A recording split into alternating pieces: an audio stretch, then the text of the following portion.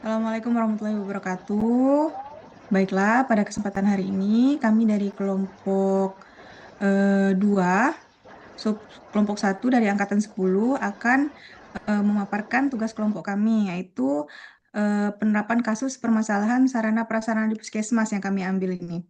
Nah, adapun anggota kelompok kami, yaitu Nah, ada saya sendiri, Dr. Gigi Indah Lestari, kemudian rekan-rekan saya ada Dr. Ariski Pratama Johan, Dr. Hendy Rizaldi, Dr. Hairunisa, dan Dr. Welrian Okta Alvandro. Kemudian masuk ke pendahuluannya. Em, jadi, masyarakat masyarakat modern pada saat ini memiliki ekspektasi yang tinggi terhadap kualitas pelayanan publik, termasuk juga pelayanan kesehatan. Mereka tidak hanya membutuhkan kompetensi medis yang tinggi, namun juga perlakuan yang humanis, cepat, dan juga adil. Nah, profesi dokter menghadapi berbagai tantangan pada era ini, seperti beban kerja yang tinggi, keterbatasan sumber daya, hingga tekanan untuk terus berinovasi. Nilai-nilai dasar ASN menjadi kompas moral dalam menghadapi semua tantangan ini. Nah, pemerintah juga telah menetapkan berakhlak sebagai core value atau nilai dasar bagi seluruh aparatur sipil negara yang harus kita selalu pegang teguh dalam melakukan pelayanan setiap harinya. Selanjutnya, nah, pertanyaannya, sudah sejauh mana nilai-nilai berakhlak ini telah kita praktekkan dalam pelayanan sehari-hari? Kemudian, apa saja tantangannya yang sering kita hadapi dalam menerapkan nilai-nilai di lingkungan kerja? Nah, pada hari ini kami mengambil topik ya, dilematika keterbatasan sarana prasarana dengan kepuasan pasien. Nah, jadi memang permasalahan ini yang kami hadapi sehari-hari kaitannya dengan berorientasi pelayanan ya. Jadi demand-nya pasien ini tinggi, sedangkan dari sumber daya manusianya sendiri juga sudah kurang, dan apalagi sarana prasarana juga memang minimal dan tidak tersebar. Kemudian terkait akses yang jauh ini juga menjadi salah satu masalah yang terkait ya sama sarana prasarana ini. Jadi Kabupaten Mempawah itu memiliki luas 1.935 km persegi dengan jumlah 14 puskesmas dan hanya satu RSUD.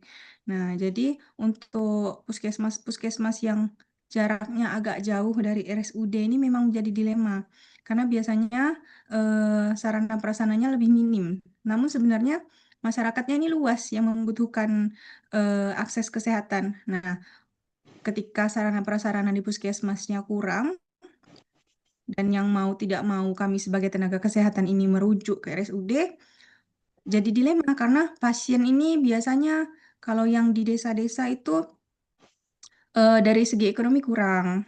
Nah, jadi walaupun ada BPJS tetap butuh biaya untuk ke RSUD, sedangkan jaraknya itu jauh.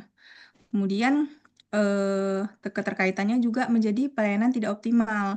Jadi kualitas pelayanan juga jadi turun.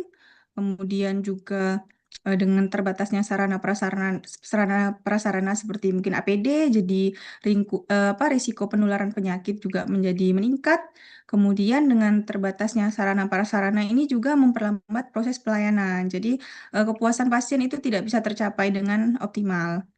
Kemudian, nah itu berdampak ke masyarakatnya. Masyarakatnya jadi tidak nyaman.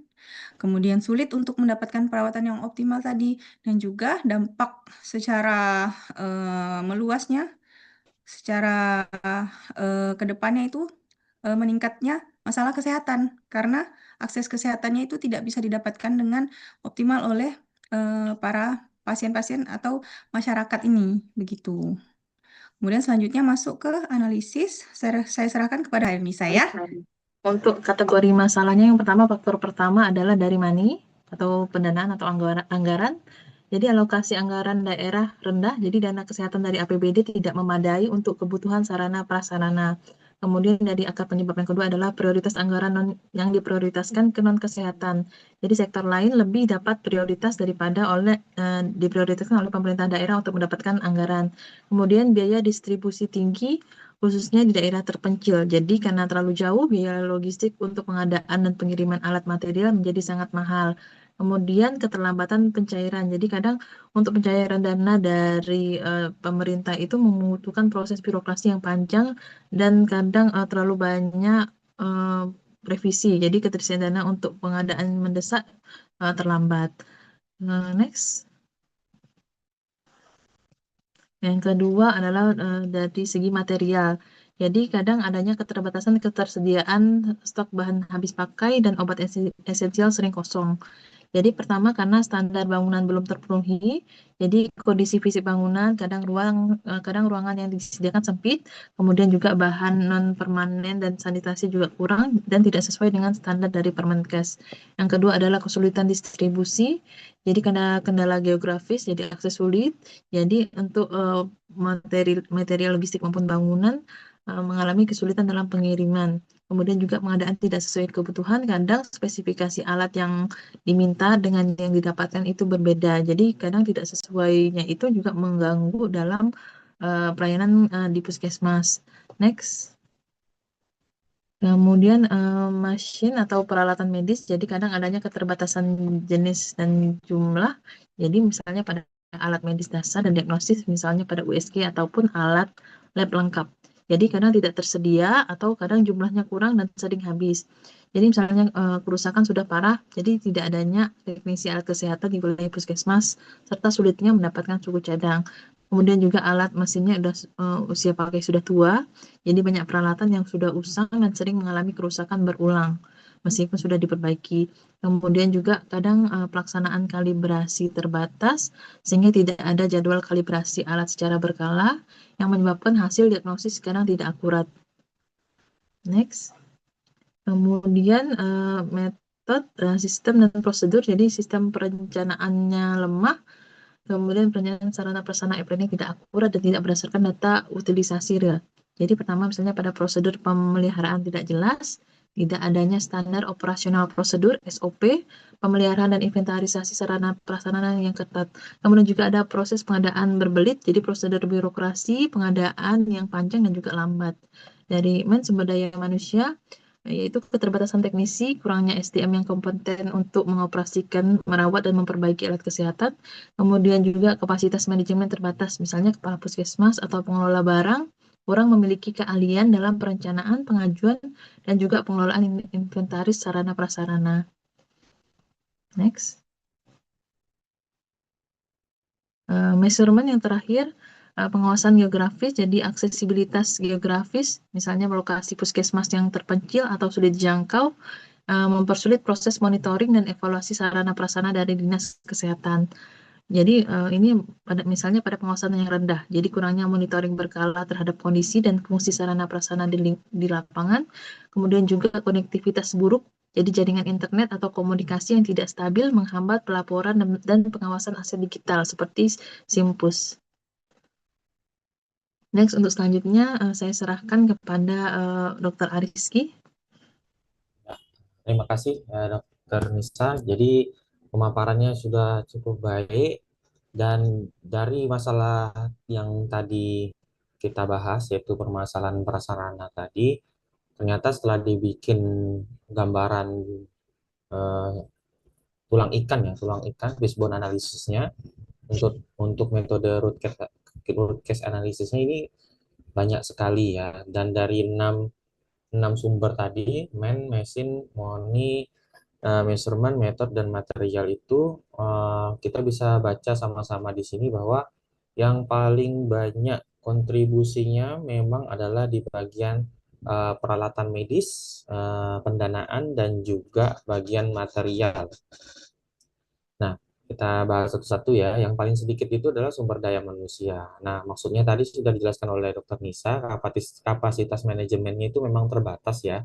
Jadi manajemen kita itu kadang memang belum bisa merencanakan pengadaan secara komplit atau holistik ya, sampai barangnya ada. Kadang-kadang juga punya keterkendala yang disampaikan tadi oleh Dr. Nisa, kadang tidak spesifikasinya itu sesuai dengan alat yang ada di puskesmas. Ya, contohnya kasus yang bisa diambil contoh itu penggunaan stick GDS ya. Kadang-kadang ada yang stick GDS-nya itu nggak bukan stick GDS. ini kertas EKG. Kadang-kadang kertas EKG-nya itu nggak cocok dengan mesin yang ada di puskesmas A. Sedangkan eh, government dalam hal ini dinas kesehatan itu belanjanya untuk skala massal atau untuk 14 lain di Kabupaten Mempawah seperti itu ya. Terus teknisi kita memang nggak punya. ATM itu memang profesi yang sangat jarang ya, sangat jarang dan biasanya mereka adanya di pusat atau di kabupaten ya. Kemudian kita bahas yang nomor dua paling sedikit adalah measurement atau pengawasan. Nah, aksesibilitas geografis sudah jelas, pengawasan rendah karena aksesnya tadi jadi susah, jadi jelas ya, jadi pengawasan lebih rendah dan konektivitasnya buruk.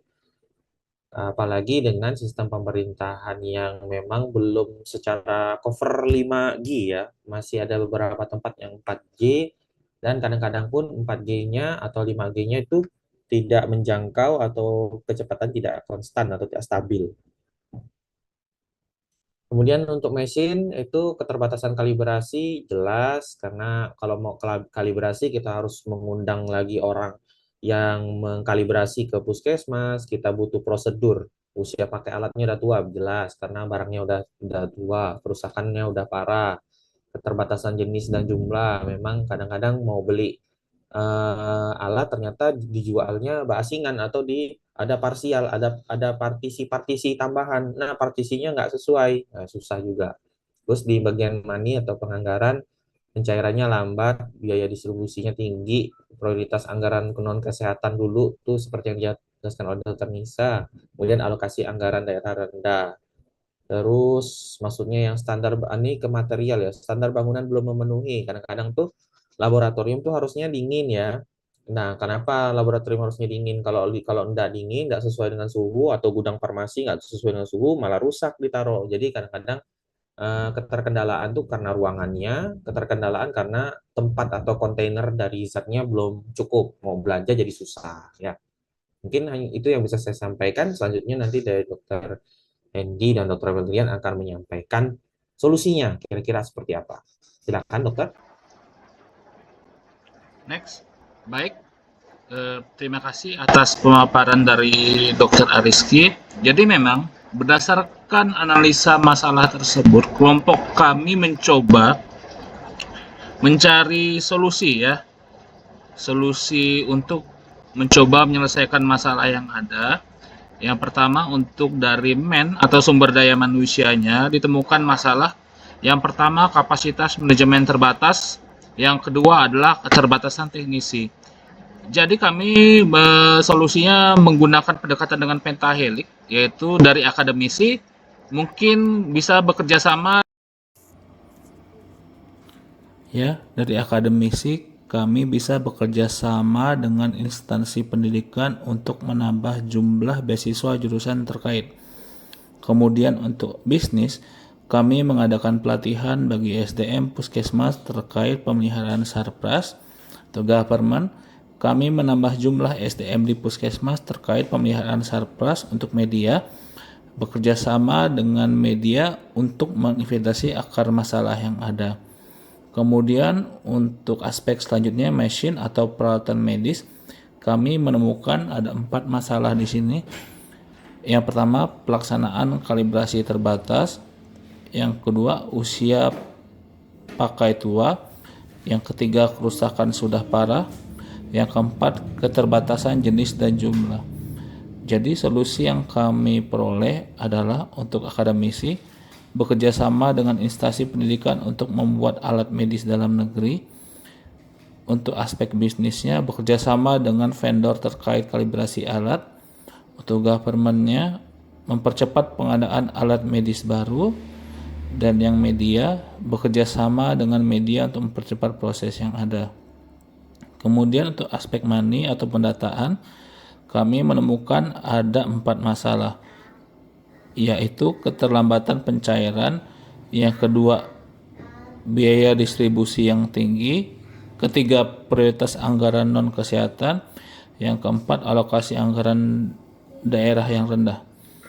Solusinya adalah pertama akademisi, kami melakukan penelitian efikasi dan anggaran. Yang kedua bisnis, kami mengadakan kerjasama dengan angkutan swasta terkait pengadaan dana. Untuk government-nya, kami mempercepat proses pencairan dana puskesmas. Untuk medianya bekerja sama dengan media untuk akses pendanaan yang terbuka. Untuk measurement, pengawasan geografis, kami menemukan ada 3 masalah. Yang pertama, aksesibilitas geografis. Yang kedua, pengawasan rendah. Yang ketiga, konektivitas buruk. Adapun solusi yang kami capai adalah untuk akademisi bekerja sama dengan pihak tertentu untuk sekian dari saya. Selanjutnya akan dipresentasikan oleh Dr. Hendy. Baik, terima kasih Dokter Ika atas kesempatannya. Saya izin melanjutkan. Yang pertama dari metode, dari sistemnya.